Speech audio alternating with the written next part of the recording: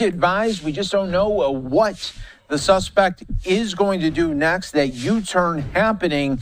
And again, we say so many times during these situations, stay with us here because you just don't know what the suspect is going to do.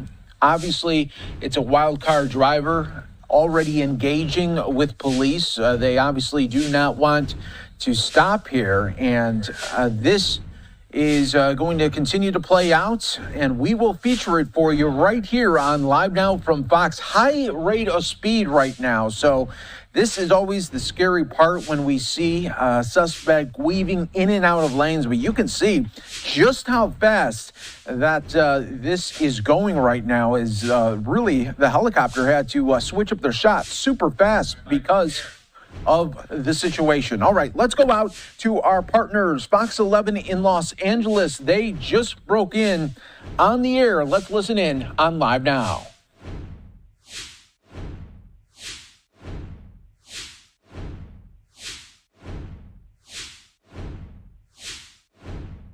What's the cross?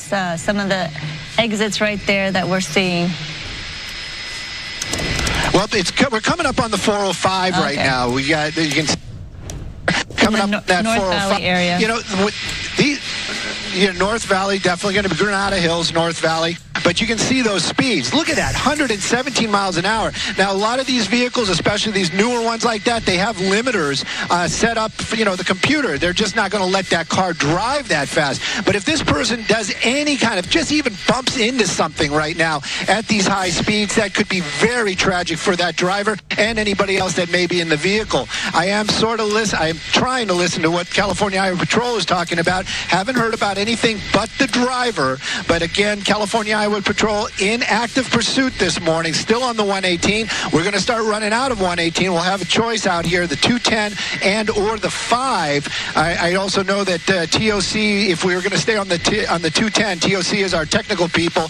We might have to start switching up some mountaintops. But right now, still continuing, now in the emergency lane, speeds in the triple digits. This car really moving out. California Highway Patrol doing what they can to keep the public safe. Well, it is kind of like a Friday light situation, you could say, on the freeway, which is giving this person the ability to drive erratically, maneuver in and out of those lanes, and go at a high rate of speed, which obviously is very dangerous. But because there's lack of traffic, that individual is able to drive this way.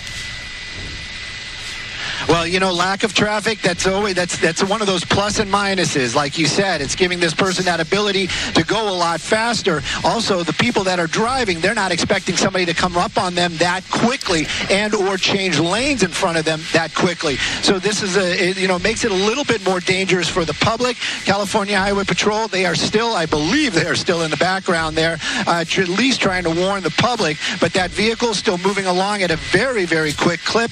I know the helicopter is still here following it, and of course Skyfox is going to keep an eye on it as well. But you know what, when I did that wide shot, I did not see any of those California Highway Patrol vehicles. So maybe they have backed off, giving this now I'm getting confirmation. I'm being corrected. They are still in pursuit, and that's really a big positive. At least, again, in my opinion, my humble opinion, I'm just a guy in a helicopter.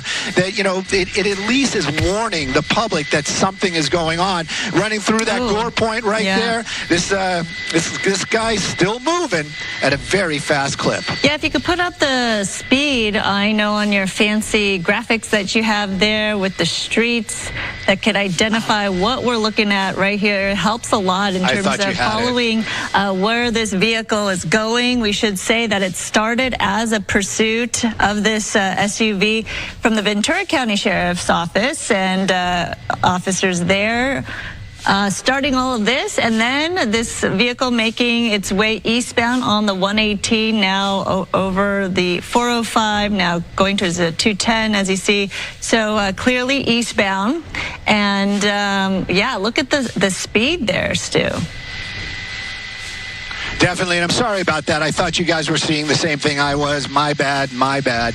But yeah, you can see it, and this is not the carpool lane. Now we're getting back over into actual traffic lanes. That was the emergency lane for the most of it. And these triple digits, at one point I looked up, and it could be a little bit of an error. Don't get me wrong, we're not perfect, but it was coming up to 118 miles an hour. Now, I would venture to say that 115, 120, probably the limiter on a car like that. And again, that's just a factory thing. So right now, still moving along. California Highway Patrol behind it the best they can. They are being safe. That's one of the reasons why they're a little bit farther behind. Again, though, the biggest fear for us watching right now, somebody getting hurt, be it that driver and or an innocent person. Look how fast he's passing these other vehicles. And then when he does those little maneuvers where he cuts somebody off, one tiny mistake, and that could be devastating. Right now, back in that emergency lane, I always say it, and I really mean it. Anytime I even go through a gore point, I wind up with nails in my tire. I'm always amazed at how these guys can drive for miles and never have any problems with their tires. But continuing on right now through that on the emergency lane, we're picking up. We are on the 210. We're going to start getting into the La Cañada area. I'm hopeful that we'll be able to keep a signal up, because it's going to be one of those spots where our microwave signal might be having a problem. But right now, though, we're keeping an eye on this pursuit. California Highway Patrol chasing them. Originally started in Simi Valley. I do know Simi Valley deputies originally were in pursuit, and then they handed off to California Highway Patrol. Again, the original want, unknown to me at this time. Well, actually, we're finding out some information according to the CHP West Valley scanner that the original want may have been theft. It's still at this point, here? Yeah, but we're not sure.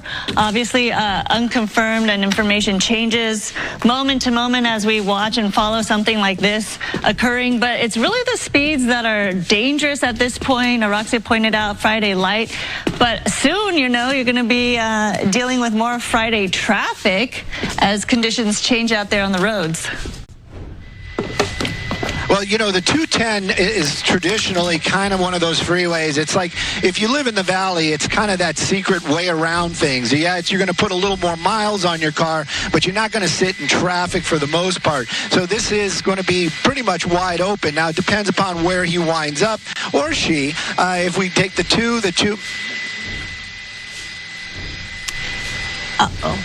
All right. It looks like we lost signal there with Stu for a moment. We'll try to work on that as we watch this. There you see indicating where we are exactly, the 210 East and exit 11 there at Sunland Boulevard, Tahunga. That's fine. There you are, Stu. Okay, so we're seeing this vehicle just continue to drive erratically, pick up speeds, going very, very fast, weaving in and out of traffic. Obviously, the people who are on the road have no idea what's going on, and that's always very nerve-wracking and dangerous to see. Definitely, and again, this is continuous. We've been climbing uphill right now, making our way. We're behind Mount Lee, and you can see that vehicle still continuing on. I wonder if that was a California Highway Patrol that he passed right there. It's just one of those ones where you just kind of wonder, what is the point? I always kind of think to myself, why is this person running?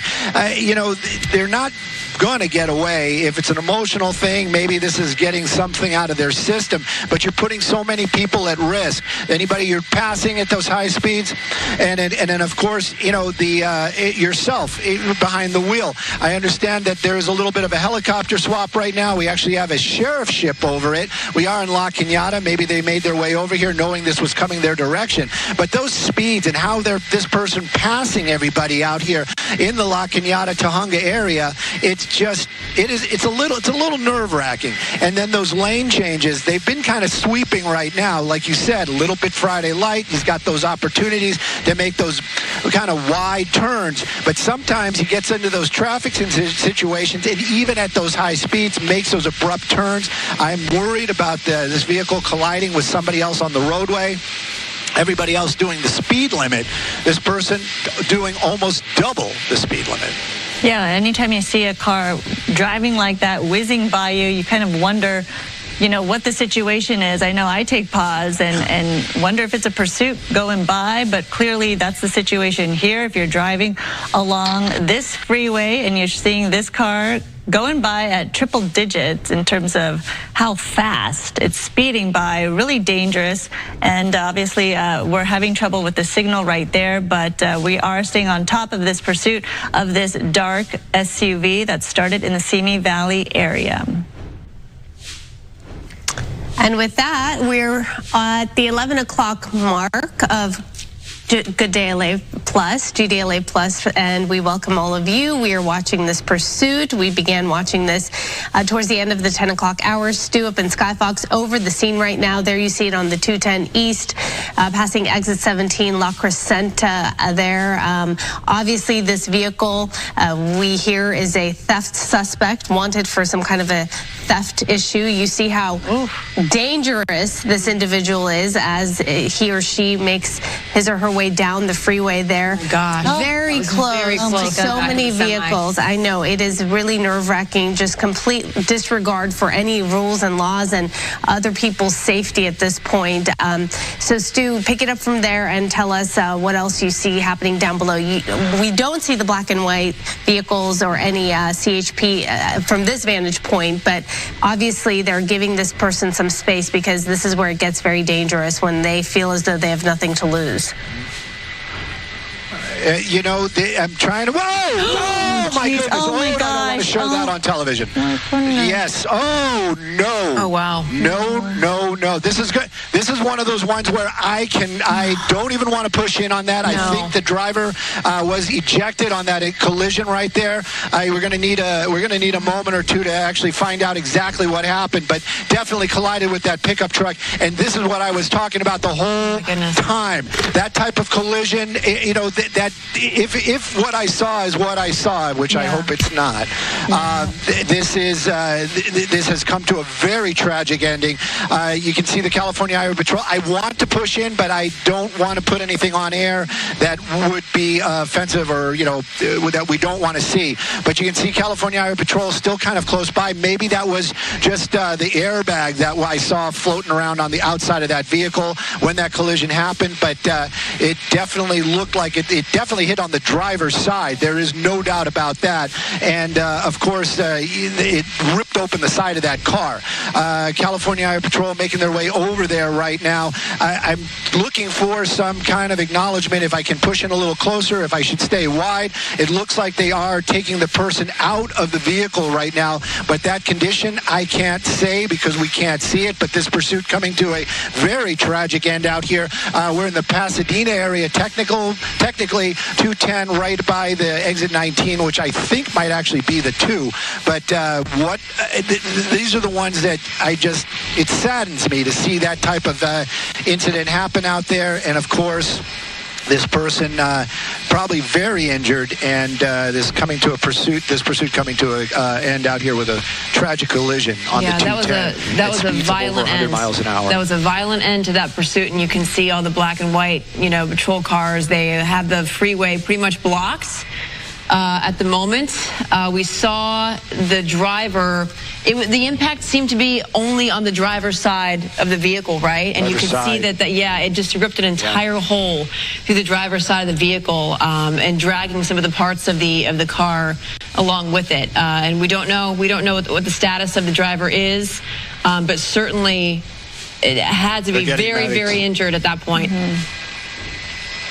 Definitely, and this is one of the ones where I'm trying to find out more by kind of pushing in to see what happens. But yeah, there's it definitely seems to be that driver definitely bleeding, and in the CHP, one of them, you saw him run over here to the back of that car. He actually they all have paramedic kits in there. They come across these type of accidents all the time. They do know basic and first aid, but that collision with the side of this truck right here, this dump truck, that is solid steel, and and connected with that portion right there, that so that's even angled. It opened that car up like a can opener. It did, and hopefully it is. That driver will be okay, but right now I would venture to say not okay. We don't want to zoom in too tightly on that car right now because it is. You can see it is quite the bloody scene. What a tragic and violent ending to this, and we want to apologize too. If anyone saw what exactly happened, this is a replay of the accident right now.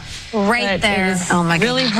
horrific to watch this. And yes, you could see the vehicle was speeding so fast it went out of control. It was trying to veer around that orange truck, and that's how the collision happened so violently and so quickly because of the speed. And that's why you said it pried it open like a can opener. That edge of the orange truck just opening up that SUV like that so quickly and violently. So it really is a tragic scene right there. As you mentioned, everything is on lockdown, stopped, all lanes of traffic on that side of the 210 completely stopped. You can see the backup already beginning. The backup continuing all along that area. So when you're going at a speed like that, it's very easy there to lose control, and obviously that's exactly what happened. And you know, that driver in that giant semi has no clue, obviously, what was transpiring and what happened. They were just going on their way, and you know, they had no idea